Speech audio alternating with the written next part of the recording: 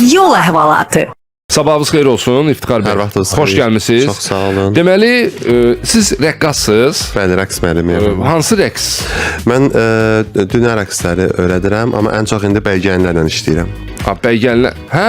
Wedding danslar işləyirəm. Hə, toyda bəylə gəlin oynayacağı rəqsləri onlara hazırlayırsınız. Neçə gün hazırlaya bilirsiniz?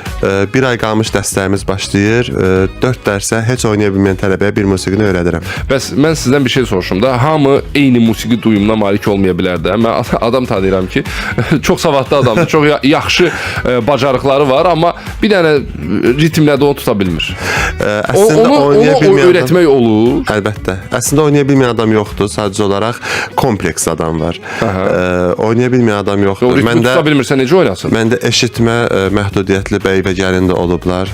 Eşitmə və danışma məhdudiyyətli olublar. Yəni mən onları çox rahatlıqla öyrətmişəm. Mənim əlimin işarəsi ilə, dirijorluğumla onlar məşq oynayıblar. Toyda da idarə eləmişəm. Çox gözəl ritmlə heç çıxmayıblar. Ən uğursuz bəygəlin rəqsiniz hansı olub?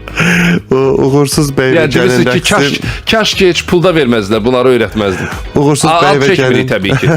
Uğursuz bəy gəlin rəqsim olmayıb elə. 2004-cü ildən dəstəyirəm. Gəlin 20 il olacaq dəstim həmin, amma hələ elə bir şey olmayıb məndə. Əla, uğurlar. Çox sağ olun. Bu iş fəaliyyətinizdə.